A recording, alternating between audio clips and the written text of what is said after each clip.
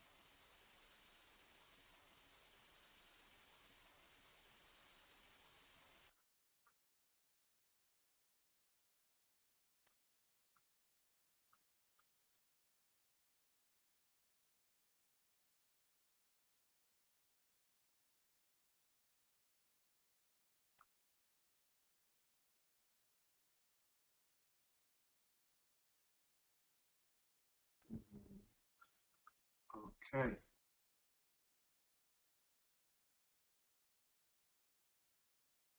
So I believe we stopped here, right?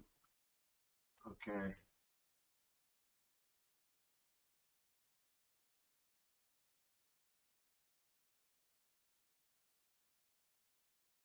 Okay.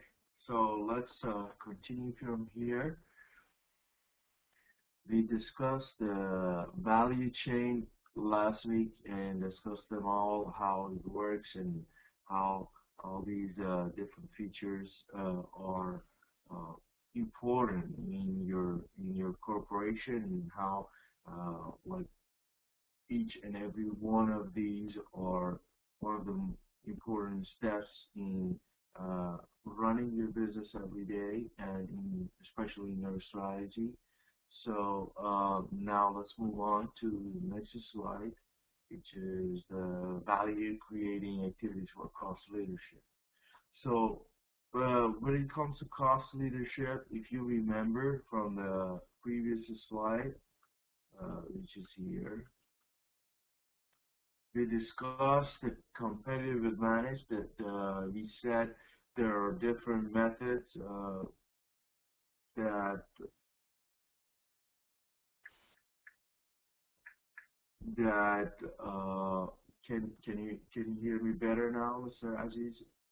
Can everyone hear me loud and clear? Everybody has my voice? Okay, awesome. Beautiful. If you remember from here, we said that the competitive advantage, we have this grid that it, it's divided into five basically different types. So we said that the cost leadership is one of them, and then we said on the cost side, the column, the vertically, you see cost leadership and focused cost leadership. And then when it comes to uniqueness, you have differentiation and focus differentiation.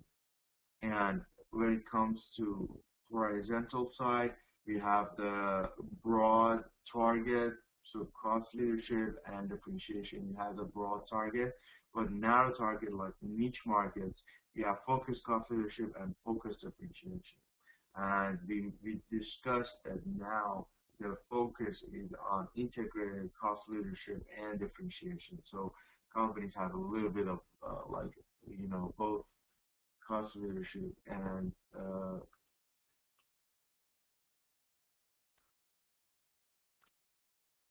depreciation.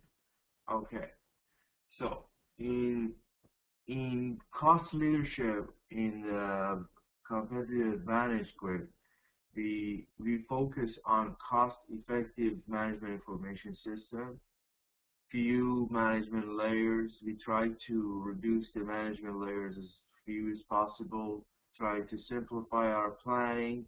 We try to have consistent policies because changes are expensive, so we try to reduce changes as much as possible so that we don't have to spend money on implementing new policies, because when there is a new policy in action, you need to sort of comply with all the requirements, and that's costly. So uh, you try to I'm pretty speaking loud.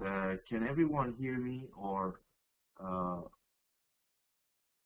can everyone that can hear me loud and clear, can you verify? I want to make sure that you guys can hear me. So those of you who can't hear me loud and clear, it's probably your speaker. Or so please make sure that your speaker is to the maximum. I'm speaking pretty loud, so yeah, please make sure that your voice on your personal computer or whatever device that you're using is adjusted and set so they can hear me, because I'm almost shouting. Okay, uh, so yeah, so we try to have consistent policies, uh, and then affecting training, trying to have training which is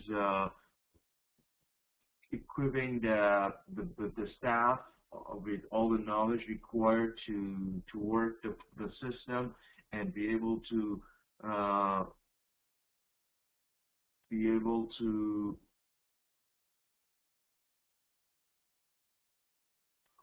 yeah, let me type this for those of you who can't hear me.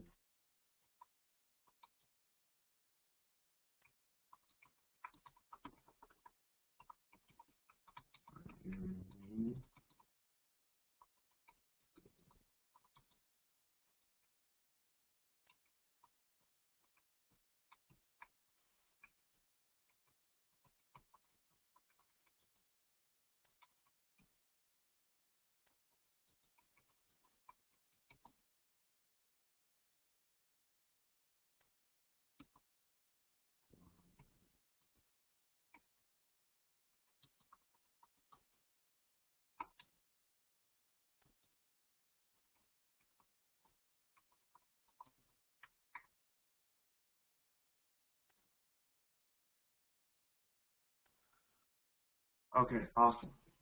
So easy to use manufacturing technologies. We talked about it should be easily available, easily usable technologies. Technology should be user friendly so the staff can utilize it and be able to use all the technologies to the maximum level. Investment in technologies, of course, investing in technologies in the beginning is costly, but later on it will reduce the staff required. It will help us save money when it comes to technologies. I mean, in the beginning, you have to fork out some money because you're buying some new technology. It's pretty expensive, but later on, as you use it, it will probably save you a lot of money. But of course, you'll do cost analysis when you're buying them, so you have to see in the long run if it's for your benefit or not. If you want to buy that, certain machines. So finding low cost raw materials. When it comes to materials, like people are outsourcing, they're trying to get their materials from the cheapest sources. So definitely that's one of the considerations, because when we are producing our products. So we're dealing with huge sizes of raw materials. So we have be better off if we find a source that is giving us a better price. So finding a low cost material is really important for you if you are in the category of cost leadership. Then monitor suppliers' performance. So when it comes to suppliers, if you remember from your value chain, we are always trying to bring in products from your suppliers. So definitely we need to try to make sure that they are performing to the level that is acceptable for us, is basically what we're looking for. And then link suppliers' products to production processes. So basically, their products should be linked to production processes. So when the products are brought in, when you buy them, you need to make sure that you can easily bring it in the process that you'll go and start working on them and trying to make a final product. Economies of scale, we discussed it. It's like the more number you order, you probably save money. Efficient scale facilities, efficient delivery schedules. So facilities should be efficient, like all those lots that you have your machineries should be efficient, should be cost effective, and also the delivery should be on schedule, on time. Low cost transportation, you try to find out what transportation serves you best. So sometimes companies use airplanes, sometimes they use other transportation means. So it's only on analysis of time, cost, and customer satisfaction, the type of product, all that, or loss during transportation. All of that will make some points for you, that you make sure that which one is for your advantage. And then low cost transportation, we talked about a highly trained sales force. Sales force are your basically frontline people, those who will go to people and make sure that people are buying your products.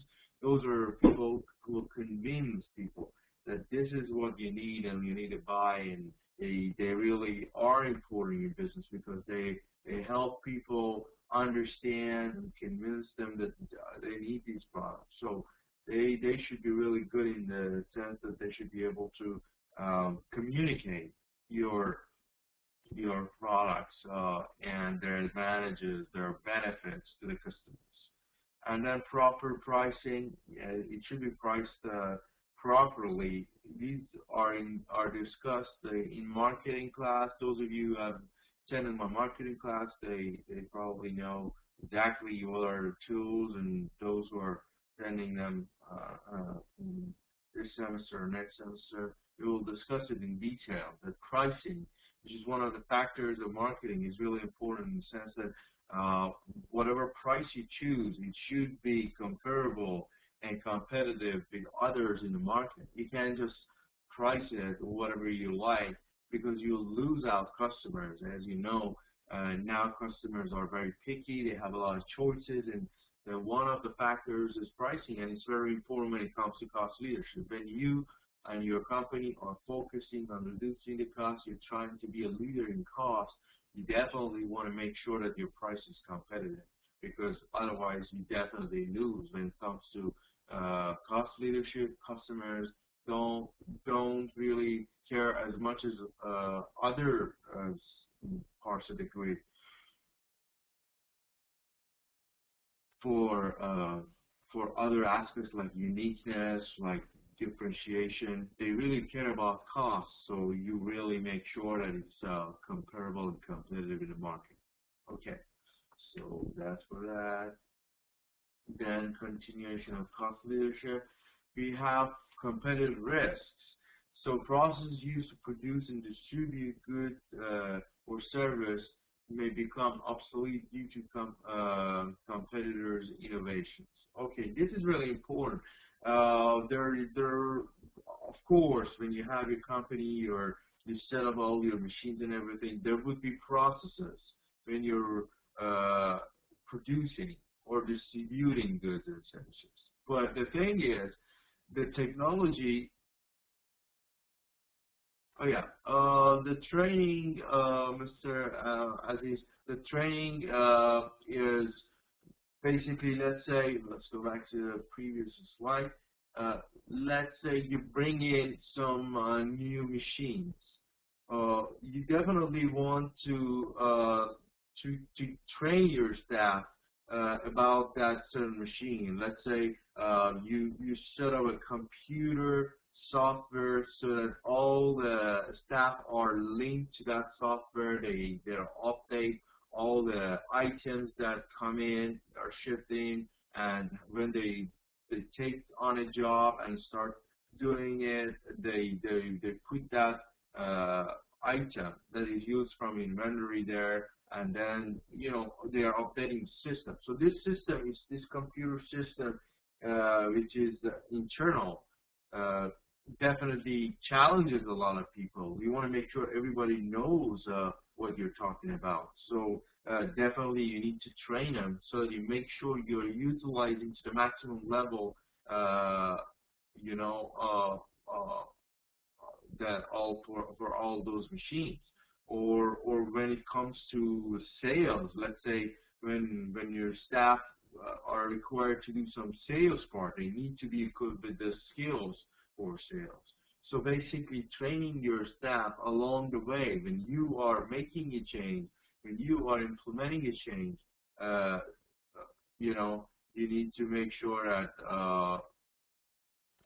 you have all the skills that is required from your staff. Beautiful. You're welcome, Dr. Abdul.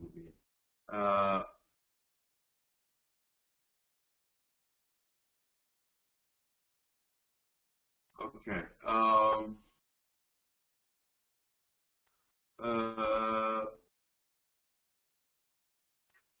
Then we go back to your next question, which was about example of investments in technologies. So basically, investments in technologies, it's like ironic. For investing in technologies are expensive. When you want to buy a technological machine that reduces the labor side, let's say you have staff working on putting your parts together, but their machines, they're like robots, and they put those together. So that machine is probably very expensive. It will be like in the first few months or even the first year, it will be very costly to you. But in the long run, there wouldn't be much of a cost. You don't pay all the labor that you pay to your staff to that machine. It's just the initial cost that you incur. So it's very costly, but in the long run, it will save you a lot of money. The only cost for that machine is just maintenance, and you just make sure that it's in good shape. If there's a problem, you fix it, and that's it. You don't pay much money. I mean, you don't have to pay salary or anything to that machine. That machine works like a charm. So basically, that's when you invest in the technologies. Okay.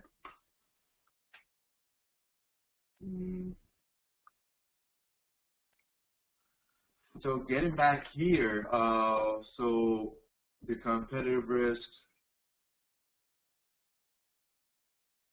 Sure, you're welcome. The competitive risk we discussed about, innovations. So yeah, I was saying that when it comes to distributing and producing and everything, other competitors are, inventive, and they use innovations and try to better their processes every moment. So when you have a competitive advantage right now, it doesn't mean it's going to last forever. So you got to make sure that when innovations come into play and other competitors are utilizing better processes or procedures, you have to be implementing them right away. Otherwise, you'll lose out.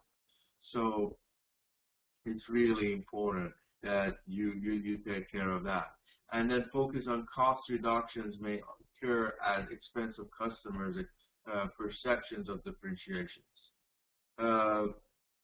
It's very true that when you're trying to reduce the cost, the differentiation side is not going to benefit that much, which means that when you reduce the cost of a product, you probably certain aspects of quality will go down, and you need to consider that. If you really want to focus on differentiation, it's not necessarily the best idea to just focus on reducing the cost, because the customer's perception will be hurt, because they will get some quality that is different from the one that you used to give them before.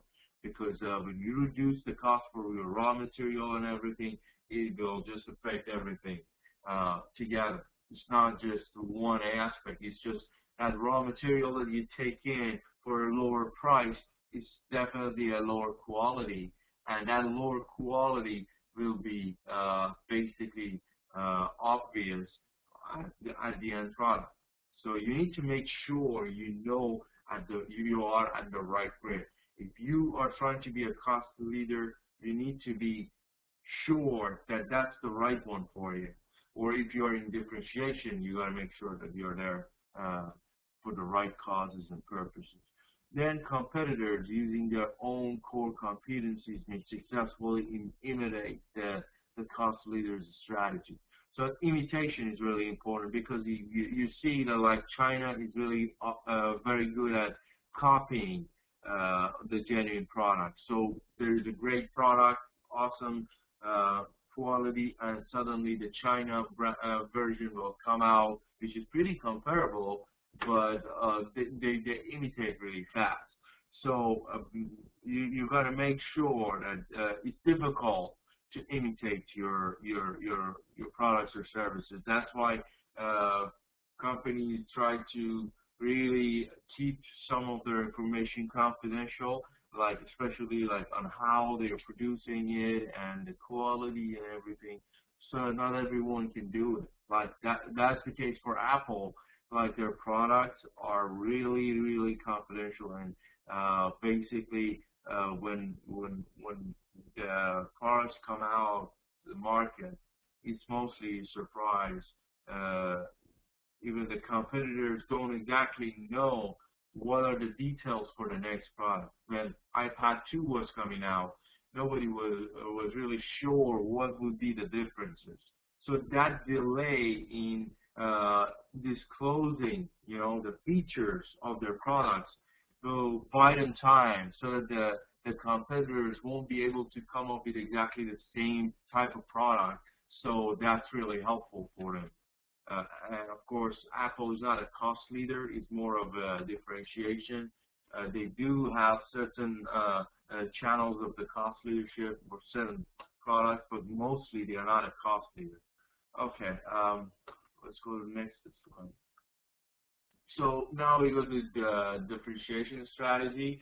So differentiation strategy is an integrated set of actions taken to produce goods or services at an acceptable cost that customers perceive as being different in ways that are important to them. So you're trying to produce your goods and services, same concept as low cost, but the only difference is this is an acceptable cost. So instead of a low cost, you put it at an acceptable cost, which is a higher than the low cost for sure. But the difference is the customer will perceive your products or services different from other competitors.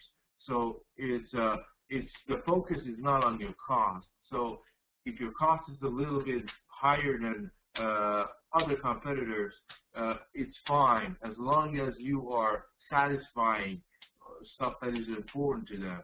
So going back to the Apple example, the Apple, let's say if you have $1,200 and you want to buy a laptop, you will buy a better computer. I mean, better with the sense of the features and capabilities. Let's say you can buy a better HP regarding the the qualifications and features, but rather than an Apple. Let's say your gigabyte memories or your the software used or the CPU would be better, faster for HP with the same price. But for Apple, you need to pay more money to buy the same features.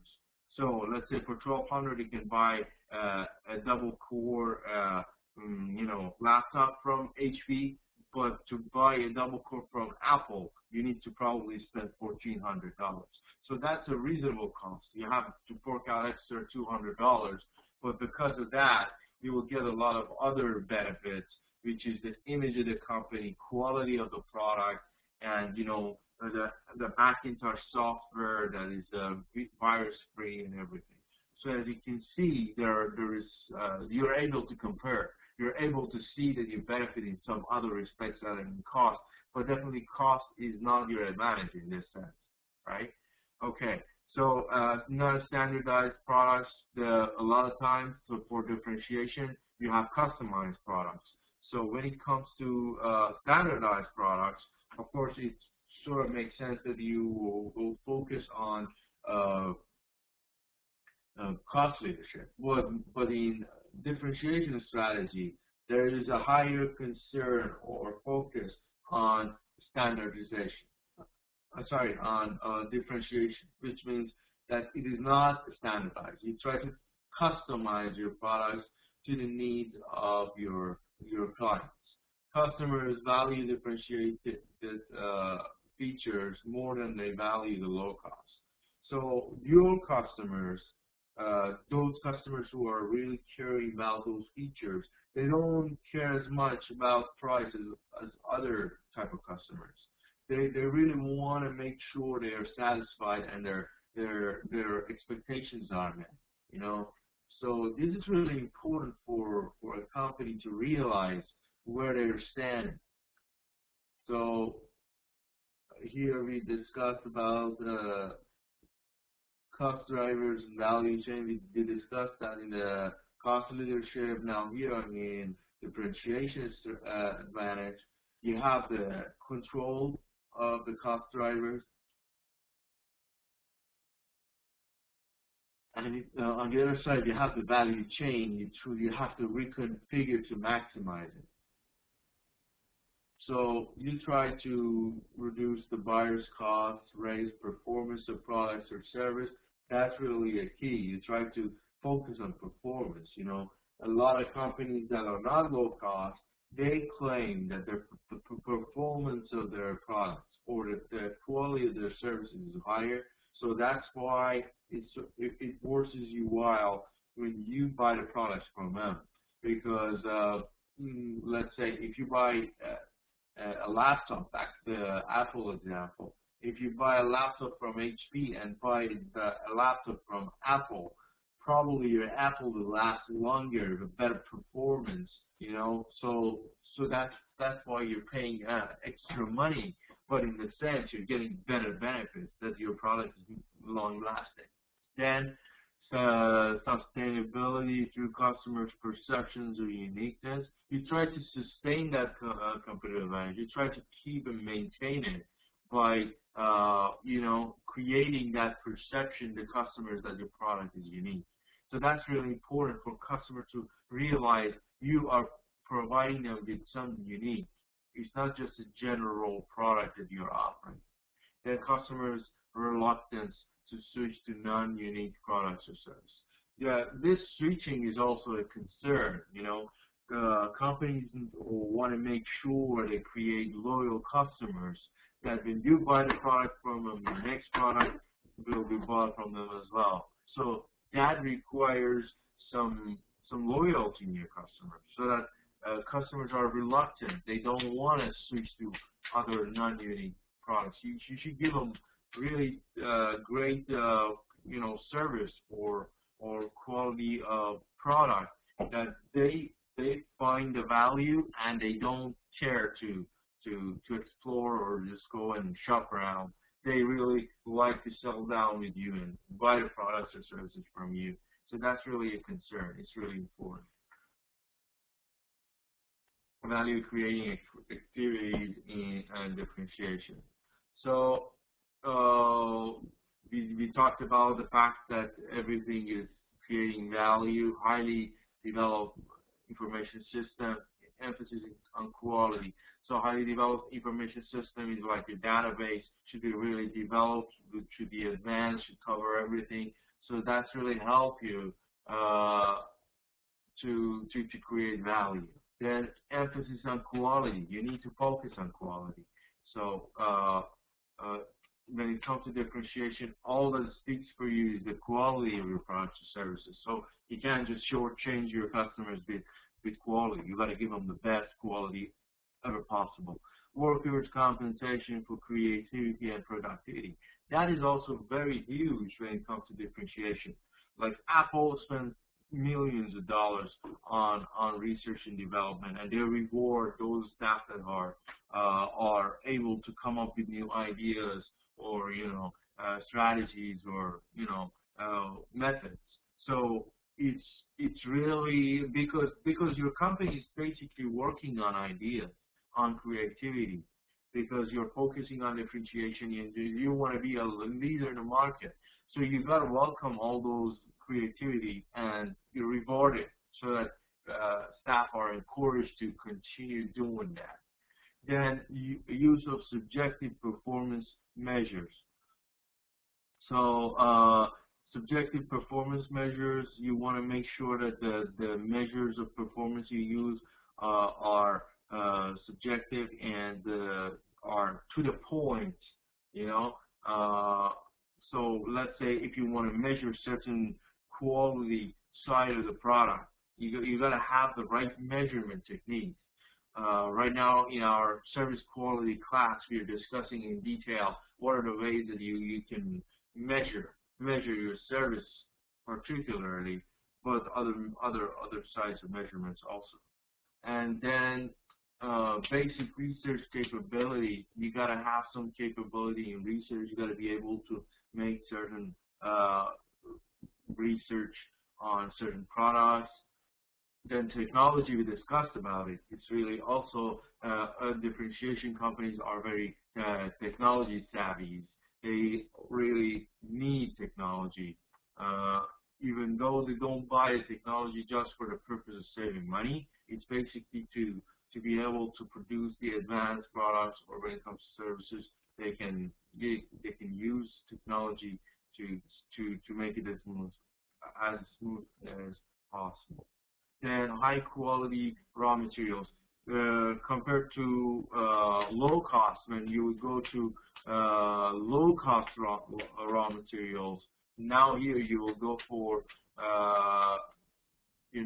high quality raw materials. So the difference is you are focusing on the quality of the materials, not necessarily the price. So the price is reasonably higher than a regular low-cost provider, and that makes sense. The customer wouldn't mind to pay more because you're giving them a better quality. So that is really important. The quality of your raw materials should be acceptable. Cannot be just because it's low cost, you take this and you're claiming that you're giving your customer a better service or better quality of products. But if you're giving it the same quality at a low cost, it doesn't make any sense, for the customer to buy from you. They say, why should I do that? I mean, what's the benefit? What's in it for me? That's the type of concept for customers that you're dealing with all the time. The customer is asking, what's in it for me? And if you don't have a right and good answer to that, you probably won't be able to sell a product or service. Then delivery of products. Delivery is really important nowadays. Shipment, like people are doing a lot of shopping online, Amazon, eBay. So all of that, you want to make sure that the shipment is really good. So a lot of products are being sold via Amazon. Like a lot of companies sell their products via Amazon. And the certain shipping standards and delivery is expected from you nowadays. It's just a given. So if you're not able to provide that to the level that everybody else is doing, it's probably really a bad feature, a bad disadvantage to your company. So you got to make sure you're able to ship the product, get it to the customers within the time frame with all the qualifications, and don't probably break it or something. You got to make sure that you deliver it correctly. Okay, high quality replacement parts. So when it comes to replacing the parts of those technological machines, you still need to make sure that those replacement parts have the certain level quality as well. And then supplier handling of incoming raw materials. So suppliers, when they're handling the raw materials, superior handling. Superior handling is there's different layers of handling the raw materials. So you got to make sure at the higher level of handling them, which is mostly when it's transitioning from the inbound logistics, when it's coming in, and you're transitioning them into the machine so that they can start processing the raw materials. So you got to make sure that that transition is done smoothly. And then attractive products. The products, of course, the quality is a concern, but you also need to make sure your products look attractive. That is more of a marketing hint, but it's really helpful and important, because if your product doesn't look appealing to customers, they're not going to buy it, and especially that you're charging them like an extra, the look should convince them that this is better. So the look of the product should be speaking of a better quality. So if your product looks lousy and you're claiming that this is a better quality product, that doesn't make sense. The customer should see it in the packaging, in the look of the product. Rapid response to customers' specifications. When customers give you specifications, you got to be responsive. You got to answer that correctly and in a very timely manner. And then order processing procedures, how the customers put an order to the product and how you deliver. So it should be procedures to that. And then customer credit, and a lot of customers try to buy on credit, and how you credit that. So this will vary from country to country or region to region, but you gotta make sure that you give credit to the right customers, and basically that credit part is part of the customer loyalty. When you like Starbucks has this card that you like those gift cards that you buy from them. If you register that card and keep on using Starbucks, they'll send you a customized card which has your name on it, so it'll give you some discounts on your certain features of your coffee, and like for your birthday, it gives you a free coffee. It will give you like free coffee every once in a while for certain points to use. So this is the credit that the Starbucks is giving on top of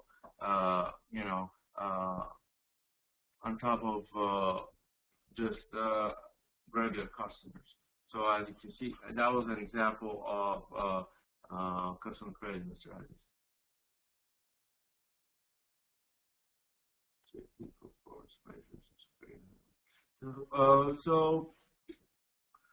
For an example for subjective performance, basically performance is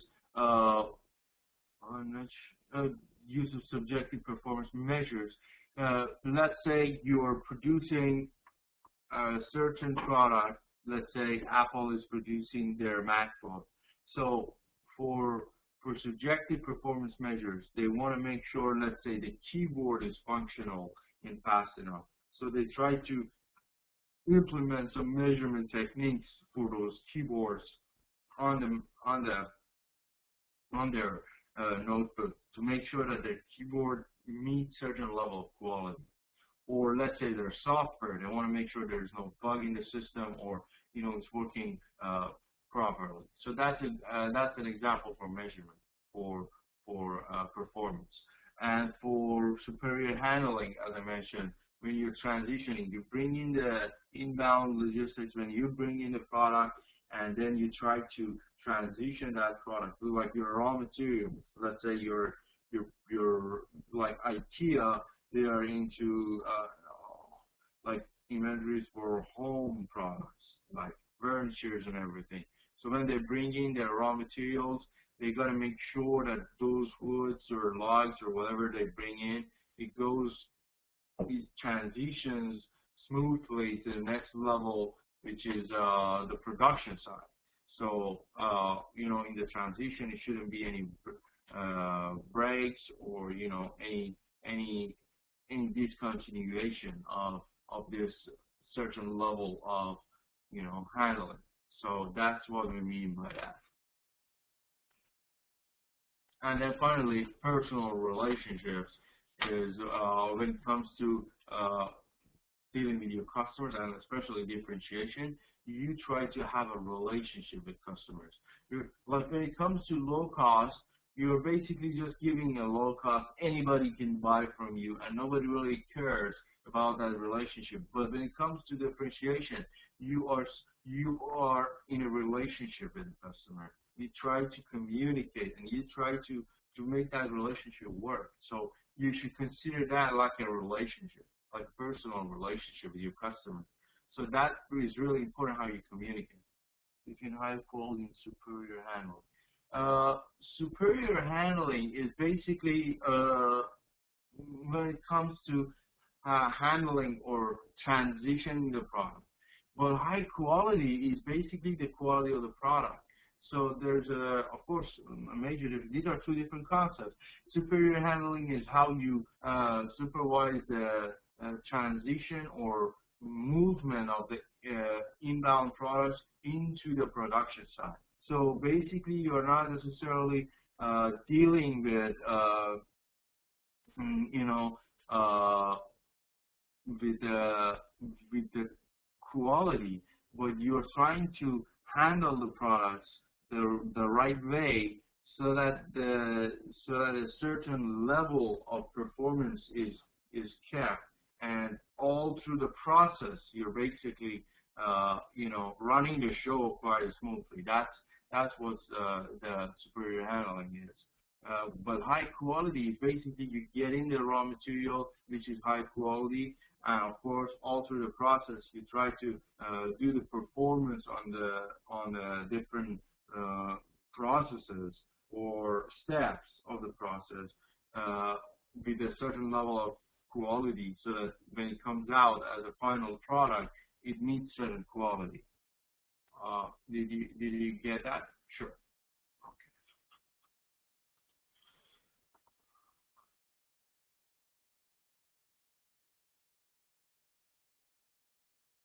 So as you can see here, just a good example. These are like firm infrastructure, highly developed information system to better understand customers' purchasing preferences. And just examples of value-creating activities for the superior handling. You see that incoming raw materials, you try to minimize damages and improve the quality of final product.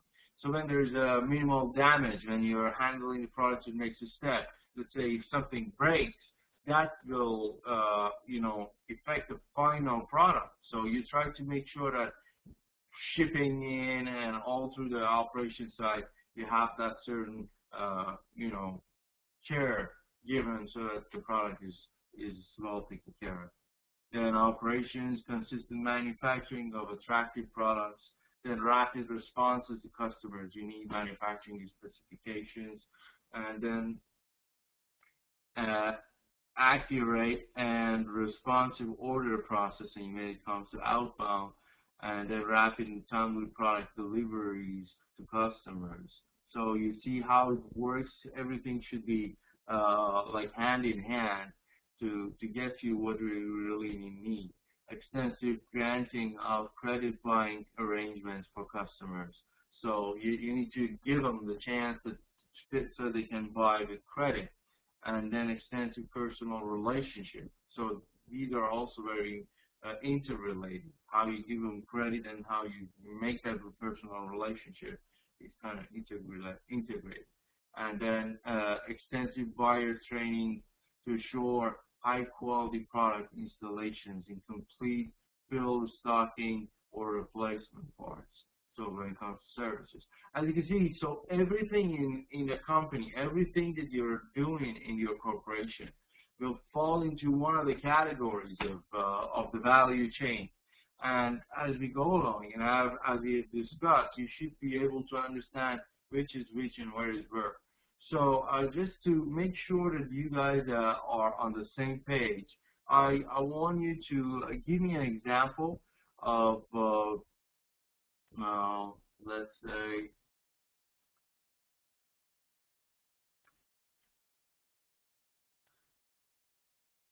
Just give me an example of any one of these and how it's actually in effect in your business. I give you a couple of minutes. It's just I want to make sure that you guys also participate because I don't want to be the only speaker in the class. So please tell me, like choose one of them, any of one of these value creating activities, and basically tell me, like in your company, what's the scenario for that? How you do, let's say, emphasis on quality. How you do, let's say, high quality replacement parts. So I want like real case scenarios, real examples. So who wants to go first? Who wants? You can either talk or you can write it down in the chat box. This is yeah. You can take a couple of minutes for you can start answering right now. Some of you might have the answers on top of your head and you want to say the answer. So who wants to volunteer? Who's going to tell us their Mr. Miyako, basically, as I discussed, it's not necessarily a company. It could be an NGO, it could be United Nations, it could be anything, and you still have that value chain. In whatever you do, you are dealing with this. So not working in a company doesn't really matter. Whatever you do, wherever you do, you work in an organization, you work in an NGO, you work in anywhere, you're dealing with this stuff. So it's just different names for your organization, but you probably are focusing on the same aspects. If you're giving free service, if you're working in charity, you still have to give them like quality and certain level of measurements because you're still providing something. As long as you're giving a product or service, which I understand is mostly covering everything. You're dealing with these aspects. So it doesn't matter if you're not in a company. Organizations would also, qualify for all these.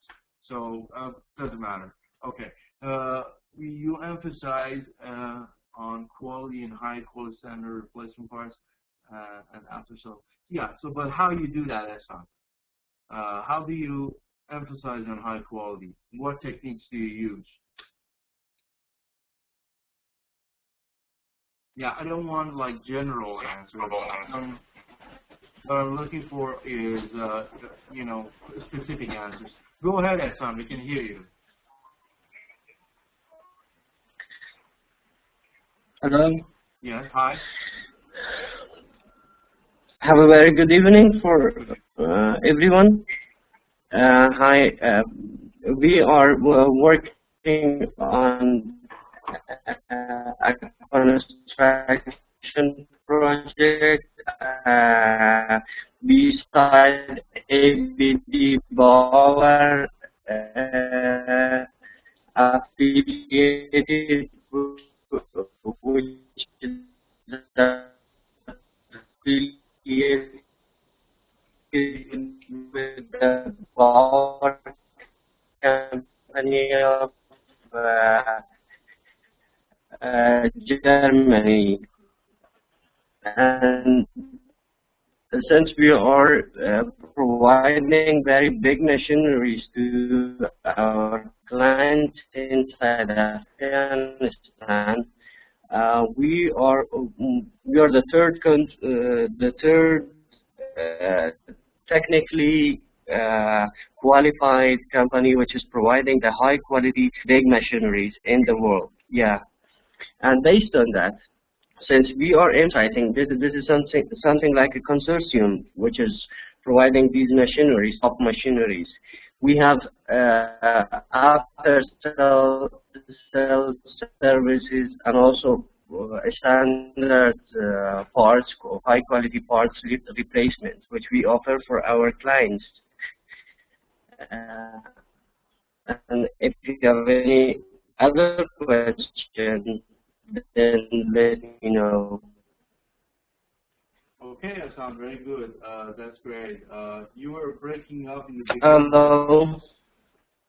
Yeah, hi, I can hear you. Yes, you were breaking up in the beginning, but later on it was Do you okay. hear me, sir?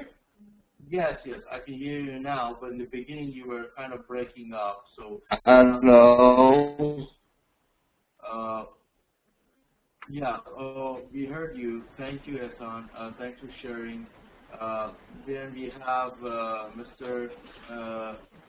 Miyako. You have your hand raised. Do you want to Can share your anybody views? hear me? Yeah, we heard you, Hassan. Thank you. Uh, Mr. Miyako, would you want to? Hello.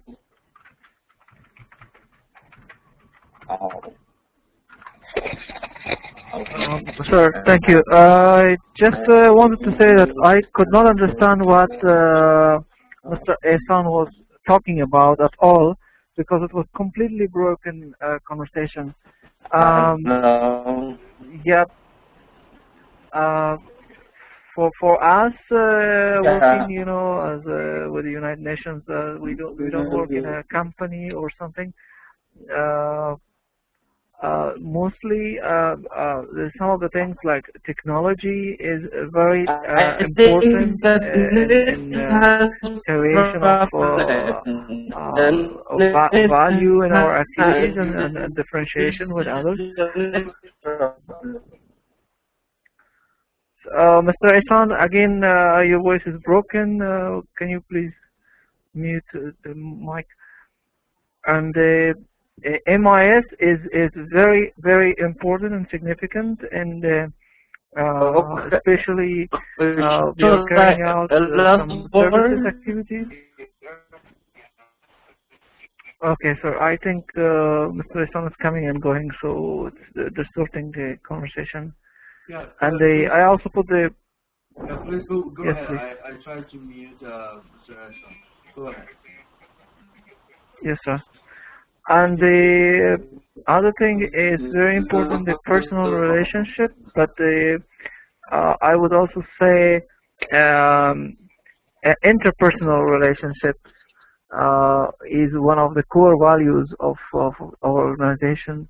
Uh, data skills that every staff has can help the day-to-day works. Like if you want to arrange a meeting or in a arrange an event, the personal relationships play a very, very major role in those activities. Uh, some of these. Yeah. Thank you very much, sir. Thank you, Nabi. Yes, personal relationship and interpersonal relationship is really a key, and especially when it comes to differentiation. When you deal with the customer and you make them valued, make them feel valued. Basically, it's really a key. So, absolutely, you're right. It's a very good and important factor, especially for differentiation. Thank you. We also have Mr. Navabi that he has his own company and they emphasize on MIS to try to compensate your workers on productivity and creativity. That's really very important. Rewarding your staff for their productivity and creativity is really a key because if your customers are encouraged to do that, when customer comes up with some innovative idea or the creative idea, if you don't acknowledge that, if you don't recognize it, if you don't encourage their staff, they will not be, you know, bothering to do it again in the future. So it's really important that staff and employees know that it's really important for the employer, for the managers to see creative actions. So that's really the key for successful companies. As you can see, the major changes that are happening in the industry, especially in like leading companies, doesn't come just by chance. They consider all these. They sort of reward their employees who are creative. So that's really important. That's very good. Okay, and then you have MIS helps us to record your daily transactions. You have your HR MIS. We have your FMIS. We have our project management MIS. The whole ERP. That's great because all these are important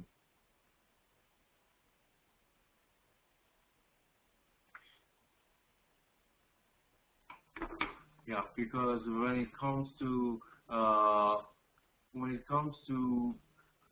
private companies, uh, it really matters that by ERP we mean enterprise resource planning, and enterprise resource planning is a system integrated internal and external management information system for an entire organization.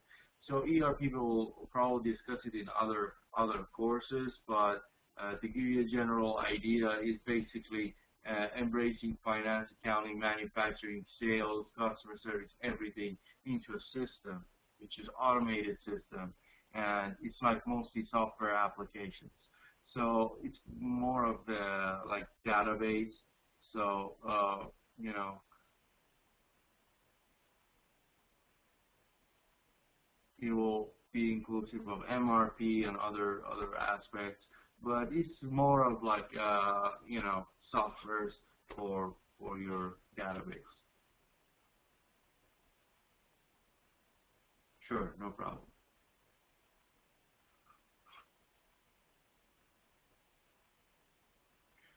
Okay, very good. Thanks for participation, everyone. You should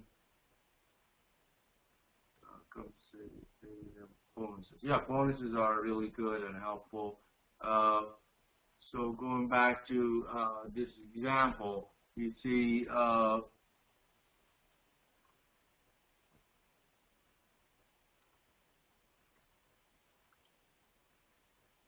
for differentiation, you see everything changes.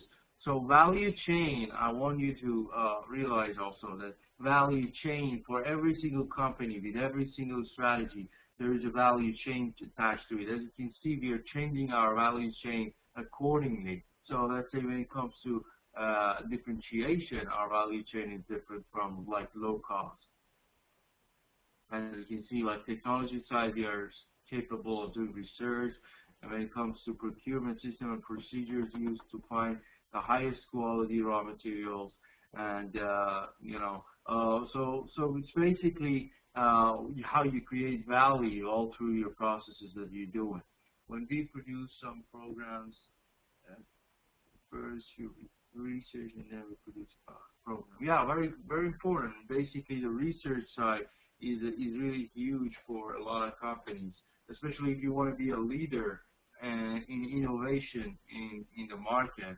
You definitely want to make sure that you are doing your research, your products are flawless or ready to go, because if you do that and then you produce the product and then come to market, just redoing it, recalling all those products, asking customers to bring them back, and then going through the same process again is really time consuming, really costly to you. So you want to make sure that you have done your research, your products are really good, and that will save you a lot of time and money.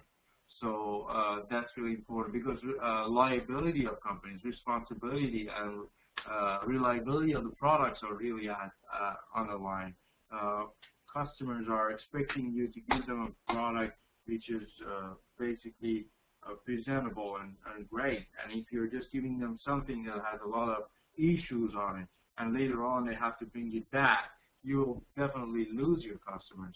It's not the brightest way to go about your products. So competitive risks of differentiation. There's risk attached to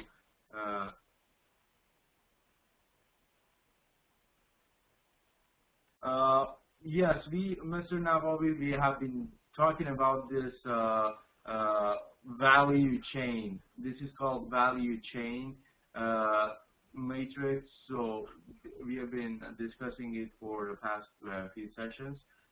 It's basically how you add value to products and when you want to present it to the customers. So it has all these layers. Last week, we discussed all these in detail, and now we are just trying to see how it differs from cost leadership to differentiation. Sure.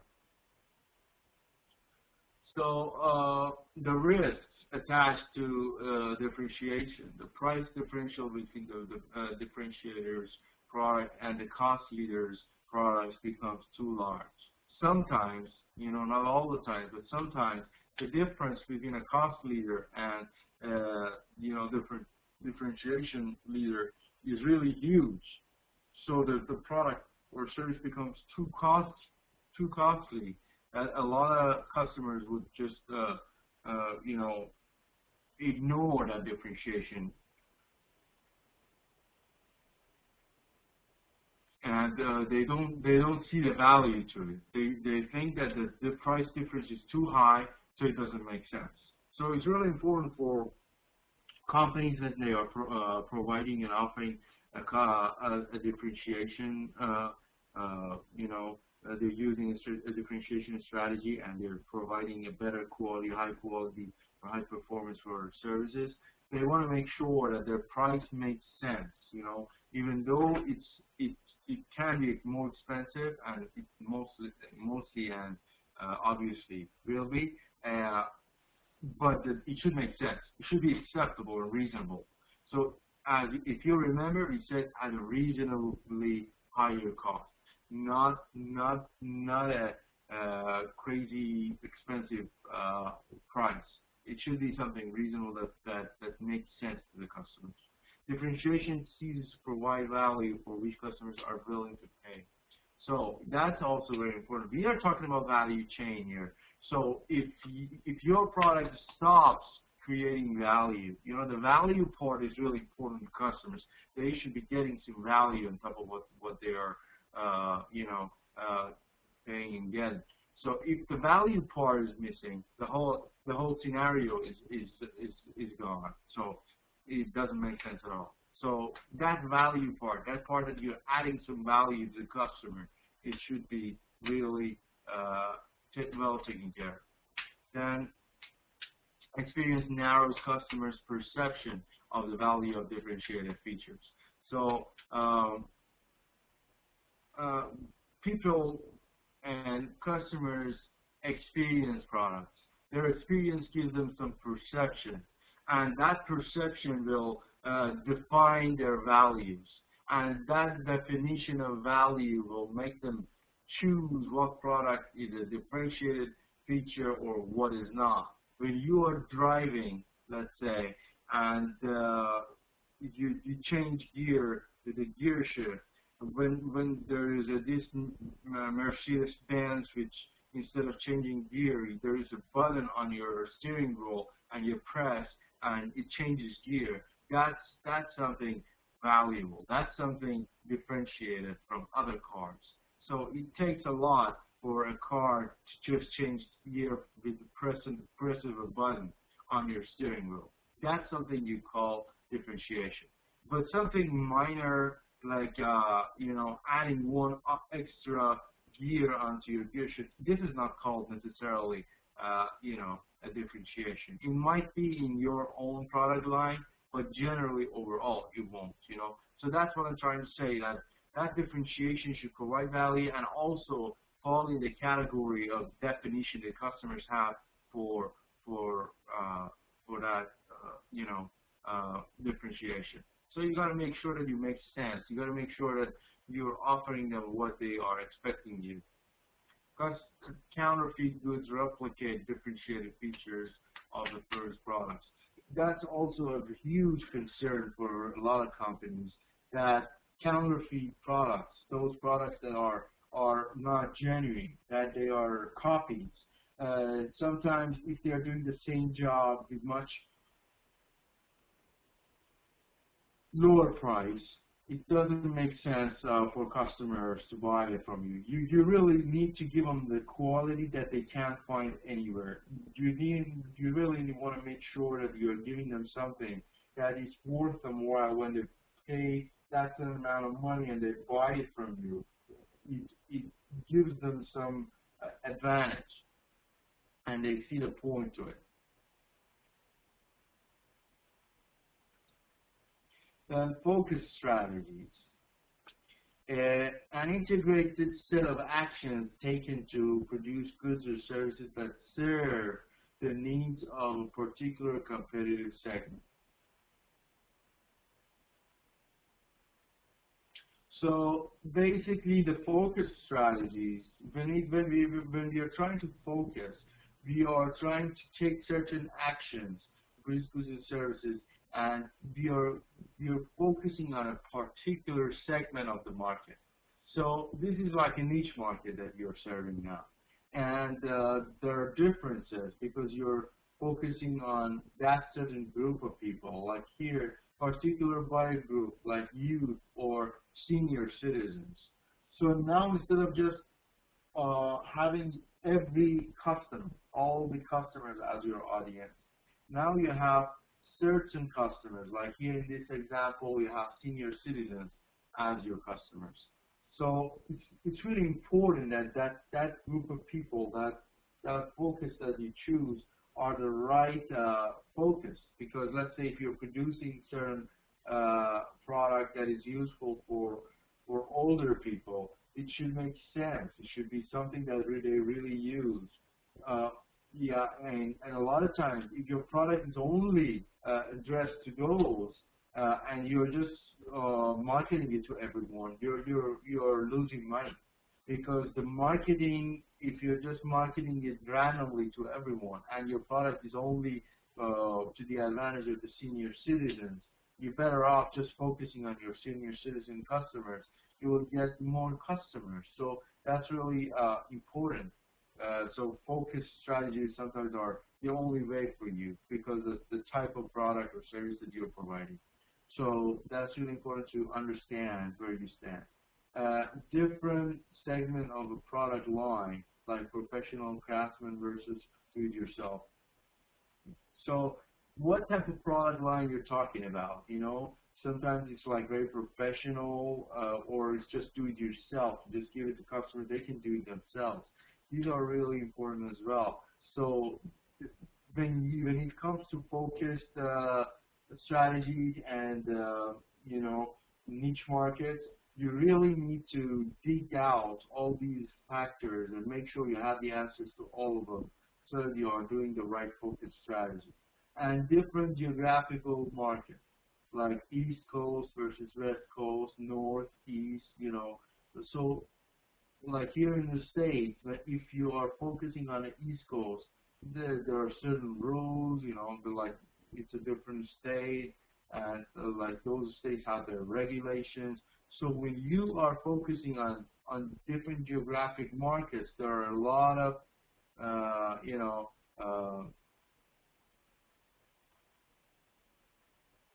factors to consider. Here we have a question. You mentioned about producing high quality product rather than cheap products. So how can we overcome the compensation with the international markets like China while they produce low quality product, but people like it? Okay. We basically, Mr. Navabi, we can't do that. Customers like cheaper, better, higher quality products. That's what they have been like, and they will be. So we can't change that. But what we can change is we try to, you know, implement as much as we can to reduce our cost to the level that still our quality is acceptable. What you can see is actually, in the same line to your question, you see like even high quality products are made in China now. Meaning that, let's say, even the Apple that we were talking about, if you look at it at the back, it says designed in California, made in China. So that actually answers your question. Even most of our high quality products nowadays is made in China. So people outsource, people try to minimize the cost and use those resources that China has or any other country has. Like a lot of other countries like Malaysia, like Hong Kong, like Taiwan is nowadays used for that same concept.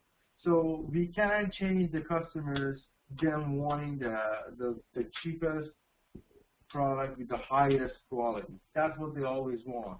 But what we can do, we try to maximize the advantage we get from our production, meaning that we try to produce it at the lowest cost possible, but focus on quality and everything else. So first of all, it should make sense in the market. If we are just focusing on ourselves and we don't compare each other with other companies, similar companies, it's really difficult to know if you're going to succeed or not.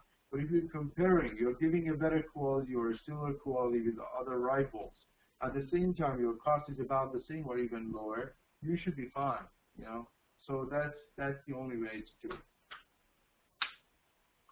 So getting back to geographical areas, as I mentioned, going to different geographical areas entails, sure, no problem, entails different regulations, different rules, different costs, different everything. So these are, when you're focusing, you got to make sure you have the answers to these points. You can't just focus without knowing what is your segment in the market, what particular group you're focusing on. You can't do it without focusing on your product line, you know, like what type of product line you're giving out, or even the geographical side, without knowing exactly what side of the country or the continent or the planet you're trying to help. So all those regulations involved, all those, you know, weather and everything else, all the factors come into play when it comes to geographical markets. And because you're focusing, you got to make sure that you're ready to go and you know what you're doing. So continuation of focus strategies, types of focus strategies. We have focus cost leadership strategy, focus differentiation strategy. So the same concept we discussed about, which was cost leadership and differentiation, we will apply to focus strategies also. The only difference is you are still using, let's say, cost leadership, but you're focusing on a certain market, certain niche market, certain segment on the market. Or you're still doing the differentiation strategy, but now you're focusing on certain markets. So that's really important. To implement a focused strategy, firms must be able to complete various primary and support activities in a competitively superior manner in order to develop and sustain competitive advantage and earn above average returns. So as you can see here, the value chain, this primary and support activities is referring to your value chain. So you should be able to support you know, all those and competitively you know, excel other rivals or competitors. So you have to be able to sustain and keep that competitive advantage over other customers, and you should give them above average returns. You should give them returns that is above average, like average companies, whatever they give, you should be giving something better out for it to make sense. Otherwise, it definitely won't make sense. So here we talk about factors that drive focus strategies. So large firms may overlook small niches. When it comes to large firms, they mostly don't do much of focusing. They rather just standardize products, give it out to all the customers. So they might overlook a lot of small niches, a lot of small markets, a lot of focus firms. A firm may lack the resources needed to compete in a broader market. One of the reasons that a company might do focus is because they don't have enough resources to do like the broad market or general market. So that's why they just focus on youth, senior citizens, or whatever type of market they choose to. But that's because they are not able to go to the full market sometimes. So not all the time it's just the choice. Sometimes the company is left with no other choice. That's why they choose like this type of niche market. A firm is able to serve a narrow market segment more effectively than can its large industry-wide competitors. One of the benefits of a focus group is when you focus on a niche market, a small market, you are able to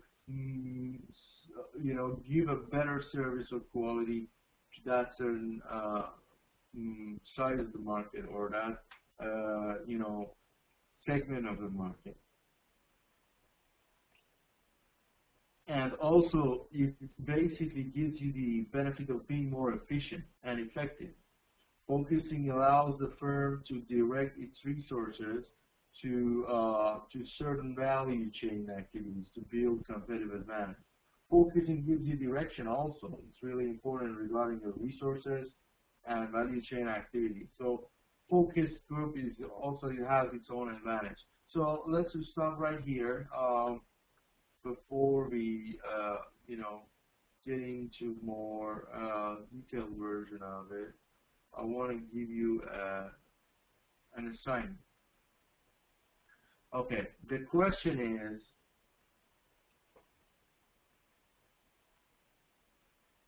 describe with an example how a focus, a strategy could help your company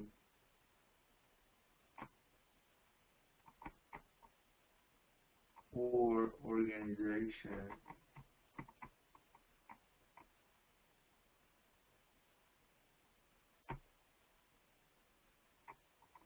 do you currently use it? If yes, how?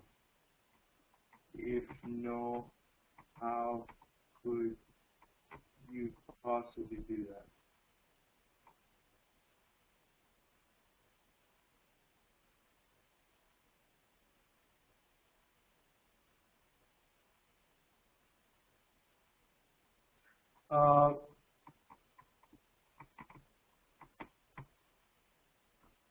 Homework assignment, I mean, this is a kind of in-class homework assignment, my friend, Mr. Miyako. We start discussing it, giving you some direction. You have a day to work more on it. I know because all of you are working individuals and you have a lot of involvements in other projects and everything. I don't want to give you a homework assignment like a regular student. So that's why I use in-class activities so that you can discuss here. And if you want to do some more work on it, you have like a day to do that. I don't want you to spend more time. I will give you the final project that you can absolutely spend more time. But I don't want to give you like a lot of homework assignments that takes your time, and then also the responsiveness will become lower. This is just something in class. I don't want you to really do a huge job. Just a paragraph would do for this. It's just I want to make sure you're following in the class. You're with me. That's some kind of a gauge and measurement of your understanding that we are on the same page. So basically, the task is, and I don't call them homework, these are tasks. In the class, we discuss them. You give me some answers via your speakers or your chat box, and then others will, try to realize how they could do it better, and then just email it to you next day. Okay. So describe an example. How a focused strategy could help your company or organization. So please don't tell me that you don't work in a company. If it's in an organization, it's fine anywhere. How could you use a focused strategy? And then, do you currently use it? Do you currently use that focused strategy that we just explained in your organization, company, NGO, United Nations, everywhere? And if yes, how do you do that? And if no, how could you possibly do that? So spend a couple minutes, like 3 minutes, 4 minutes, and we'll come back and discuss it together. So I really need a practical example, not just a theory, the practical way. Like, okay, you do this for this purpose, and if it helps, how you do it or how you could do it. Is there any questions regarding the task?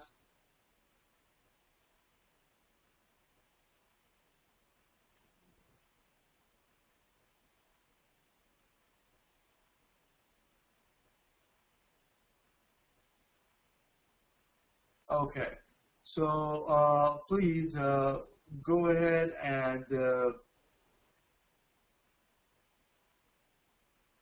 start working on it. I'll give you a few minutes and we'll start discussing it. Okay, you've got like 3-4 minutes and then we'll come back.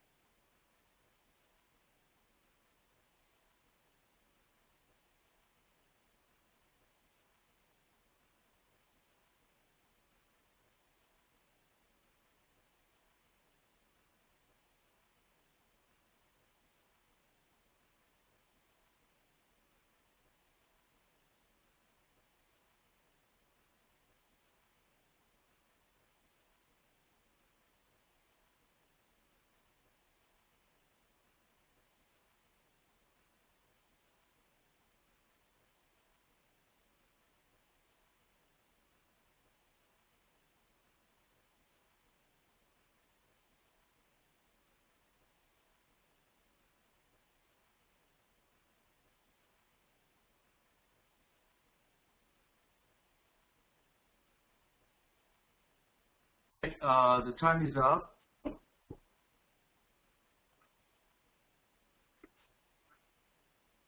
Okay. So the first answer, we have it from Miyaho. Since it's impossible to cover all the departments we are working with in the government institution, only focus on sector departments. Focus on working with functional staff will have hands-on job and carry over the day-to-day duties of the organizations. With this, we can prevent the workload expenses, but still on the goal of organization objective are achieved. Okay, very good. Basically, when it comes to focus strategies could be the overall focus strategies of the company, or it could be focus strategy for a certain department, or even certain unit in a department. So it depends. Wherever you work, you could give us the big picture of the organization. So the government, basically, what part of the government you work could tell us exactly what type of strategies they use. And let's say the focus strategies in cost. Yeah, that's great. The development unit, definitely you need some you probably use some focus strategies on differentiation or leadership, cost leadership. That, let's say, if you're developing something like basically urban development, if you let's say in urban development, when you want to do that, sometimes you use focus cost leadership strategies, because you want to minimize the cost and do developments as much as possible. So then you try to reduce the cost, you try to use the materials that are just passable, and then cover more areas rather than just focus on just a small part and do a great quality. So that's really common in governments and especially urban developments. But when it comes to differentiation, let's say, when it comes to a certain groups, let's say youth or citizens, especially citizens, government have a lot of plans and strategies for them, like retirement plans and everything. So that would be an example for you. Okay, who else wants to share with us an example? Is there anybody else who want to share? You can use your microphones or you can write it down.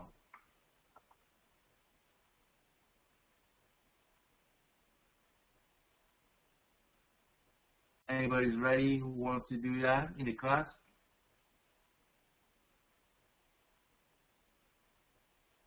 Oh, you send yours.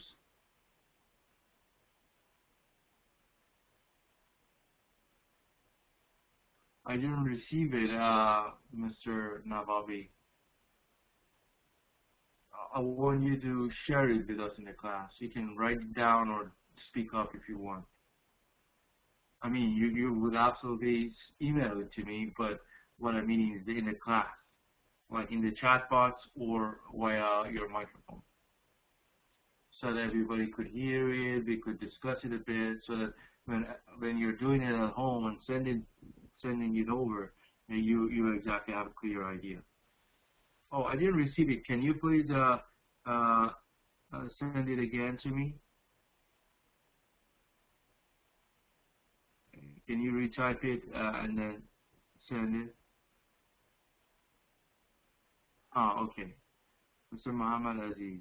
I have a maintenance installation company, that's great, and we have a lot of building maintenance contract. During our maintenance work on our counterparts, our technicians are trying to do all their works more professionally, and this is one of our basic strategies to follow with our customers.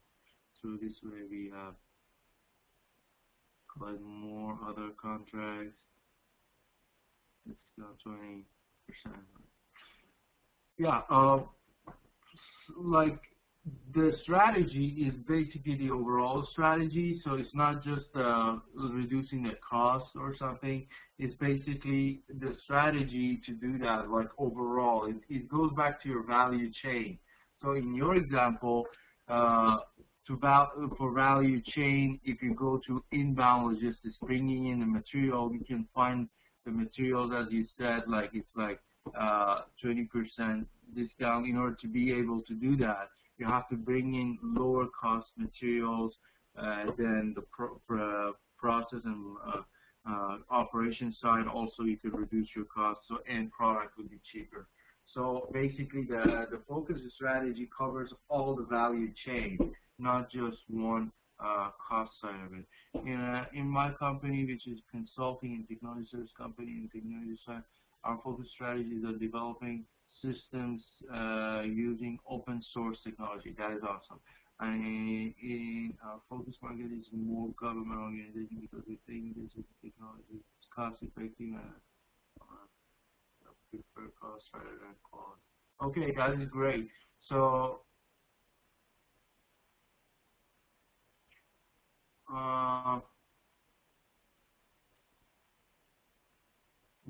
yes, but yeah, you don't need raw materials, but you need materials. You need parts. You buy those parts, right? In order to change those parts that are not working. So we consider that as raw materials. And then what you do on it, which is the maintenance, will make the final product. Raw material doesn't have to be just woods or basic materials. It could be stuff that you use, and then you do some work, which is maintenance in your case, and then it will become your final product, which is a service. So that's what I mean by raw materials. It's like a technical term, not necessarily it's like a raw wood. Thank you. Okay. Okay. Going back to your example, you have that consulting company, and you try to do open source, and yeah.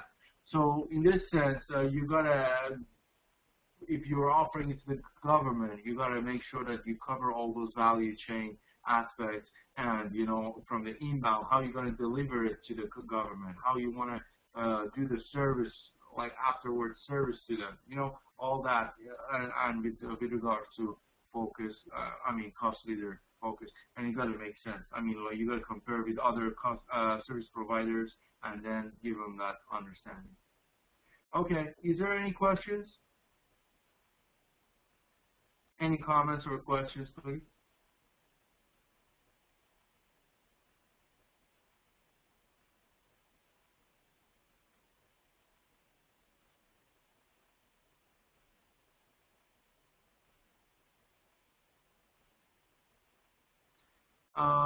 I have already sent all the PowerPoint slides, like the first section, to the admin, so you should have received it. So you should have all the slides for the whole course. I have already done that.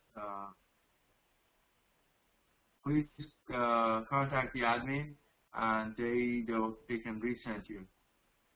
Yeah, you have it all until the end of the semester. I have already done that. Oh, you don't? Okay. Ask Mr. Saeed or Reza, and they will help you with that.